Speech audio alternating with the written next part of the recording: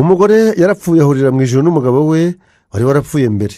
Umugore ati reka dukomeze urukundo rwacu rwa mbere. Umugabo nawe ati twasezeranye ko tuzatandukanywa n'urupfu, none ubu turi mu ijoro, ubu ndi ingaragu nta mugore mfite, ntumvangire, ubu hari abamarayika ndi gutereta.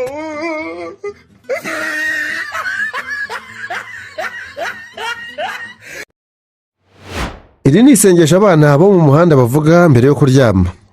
Mana y'amaniga n'amatafu yose ari muri iyi si, urayoka kw'abakoboyi bawe tugiye kugangika mu kavumo, uduhe gupowesha fureshi, uducyahire abakaritasi n'abarezi bose b'ikuzimu, ntibadukasire batanaduteza leta. Urabona ko uyu munsi twiriwe twakubiswe, uzadufashe mu gatigito k'ejo, uzatwomeke aho tuzatarasa hose hatazagira abaswa batwiyongoza, kandi nawe life tubayemo urayiyoka, ukomeze ubirangize nk'umusaza. Amen. Umugabo agiye mu Bwongereza mu ruzinduko rw'akazi, ariko yibitseho akabazo k'ururimi ruke. Bidatinze hajya muri resitora, baramubaza bati what can we serve you sir?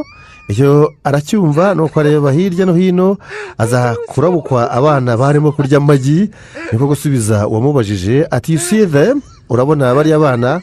Undi ati yes. Arongera ati what are they eating? Ati mbese barimo kurya iki? Umukozi wa resitora ati eggs. Nyamugabo ati okay, bring eggs mother, nzanira nyina w'amagi.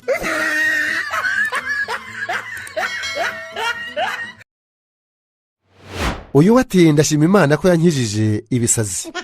Nuko umugabo arahaguruka ati ndashima Imana ko yankijije uburwayi bwo mu mutwe buzwi nyine nk'ibisazi. Ngiye gutera agakorasi gato munyikirize mpimbaza Imana.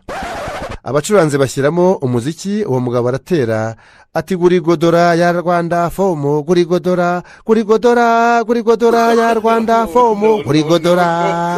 Ubwo ngo arashima Imana ko yamukijije ibisazi.